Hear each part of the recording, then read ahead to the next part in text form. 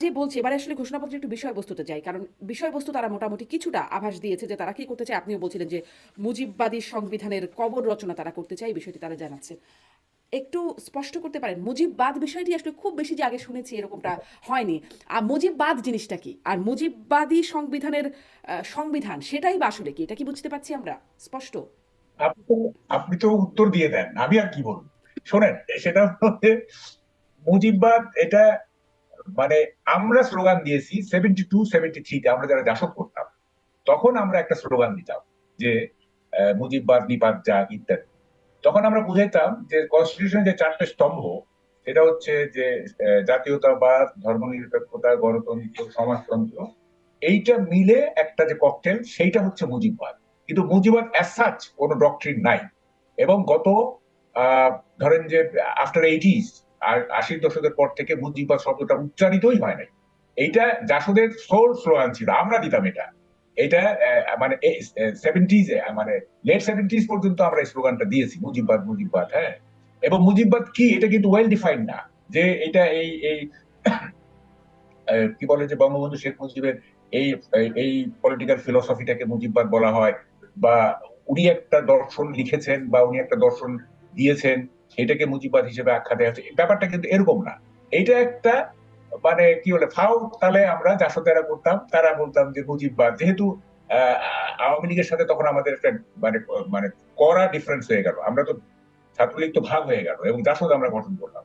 তো যখন জাসদ গঠন করার একটা একেবারেই বৈরী সম্পর্ক হয়ে গেল আওয়ামী লীগের সাথে জাসদের, তখন আমরা এই মুজিববাদ নিপাত যা, মানে আমরা হচ্ছে বৈজ্ঞানিক সমাজতন্ত্র অর্থাৎ সোশ্যালিজম, মার্কসিস্ট সোশ্যালিজম, আর তারা হচ্ছে মুজিববাদ। এইভাবে আমরা ডিফারেন্সিয়েটটা করতাম, যে আমরা হচ্ছি কি বলে মার্ক্সবাদে দীক্ষিত, আমরা দীক্ষিত হয়ে আমরা বৈজ্ঞানিক সমাজতন্ত্র প্রতিষ্ঠা করব, আর আওয়ামী লীগ মুজিববাদ প্রতিষ্ঠা করবে। সেই মুজিববাদটা কি? ওই যে চারটার একটা ককটেল। যে এগুলো এটা নিয়েও কিন্তু কথা আছে। যেমন ধরেন যে আমি একটু বলি, সেটা হচ্ছে যে democracy and socialism cannot go parallel. Cannot go parallel.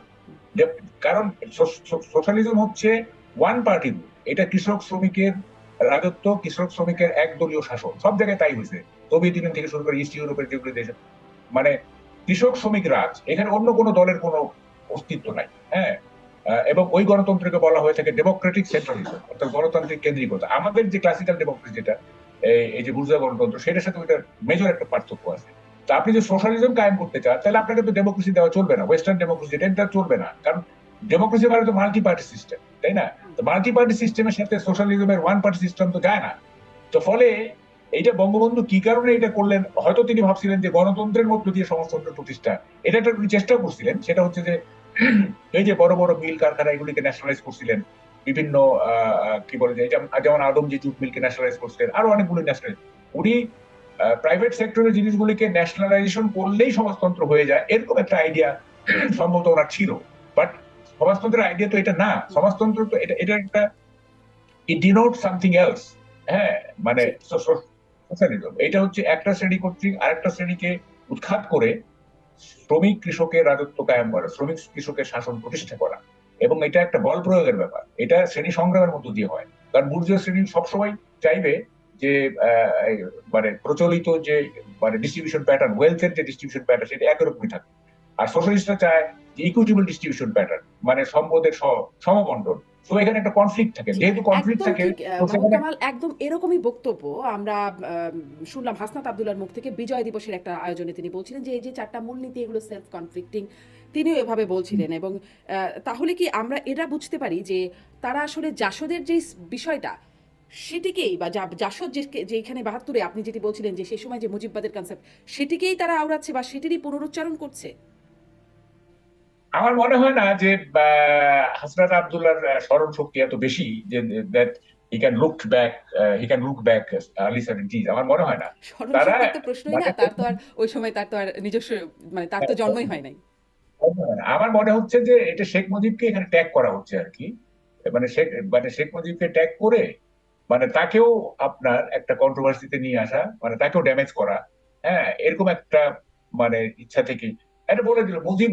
একটা ইজম লাগালেই তো এটা একটা বাদ হয়ে গেল, তাই না? আমি এখন বলি শারমিনিজম, তো এটা শারমিন বাদ, তাই না? তো ফলে মুজিবের সাথে একটা ইজম লাগাই দিলে এটা মুজিবিজম হয়ে গেল, এটা মুজিববাদ হয়ে গেল। এইটা মুজিববাদ virtually theoretically after 80s it was never pronounced by anybody, কারো মুখ থেকে এটা উচ্চারিত হয় নাই, মানে আই রিমেম্বার। হুম। তো ফলে এটাকে কেন, তাহলে কি আর্লি 70s এর ওইটাকে আনা হচ্ছে? তো আমার মনে হয় না সেটা আনা হচ্ছে। এইটা আমি মনে করতেছি যে মানে পার্সোনালিটি অফ শেখ মুজিবুর রহমানকে মানে ড্যামেজ করা, এবং এটা বলতে চাওয়া যে শেখ মুজিব যে আদর্শ নিয়ে দেশটাকে শাসন করেছে সেটা ভুল ছিল, সেটা ত্রুটিপূর্ণ ছিল, সুতরাং এটাকে কবর দিতে হবে। এটাই তারা বুঝাইতেছে। আমি আমি যেভাবে